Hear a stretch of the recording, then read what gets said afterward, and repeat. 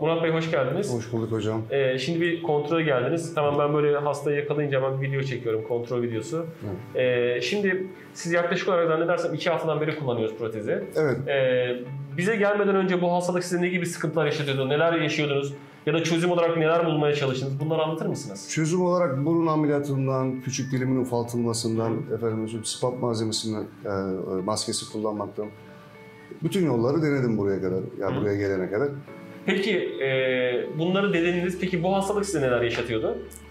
Ben tır şoförüyüm, yani şoförüm daha doğrusu. Yani çok büyük uyku gündüzleri, uyku kalitesizlikle, kalktığımda yüksek tansiyonla kalkıyorum.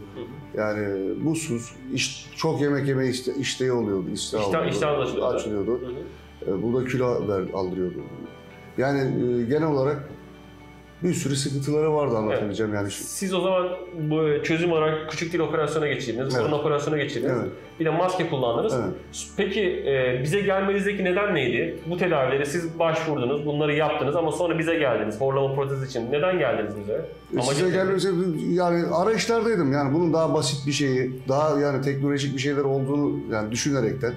YouTube işte kanalda bunu gördüm sizi. Evet. Yorumları dinledim. Ve yani haksız da değilmiş yani. Peki protezi kullanınca neler değişti? Neler değişti? Terleme olayı oluyordu mesela. Boyun aldı. Kafalı saçlar böyle ise falan. Onlar kalmadı. Çok rahat mesela Ramazan'a denk geldi. Çok kısa bir uyku. Bir de yiyip yatıyorsunuz. Onlara rağmen yine de çok dinç kalkıyorum ben. Anladım. Dinç kalktım. Yollarda artık böyle uyku hali olmuyor direksiyonda. Bir enerji hali yüksek bir şekilde var. Şu an o zaman genel olarak memnunsunuz. Çok şükür, evet. Sağ olun, çok teşekkür ederiz. Ben teşekkür ederim, elinize sağlık. Sağ olun.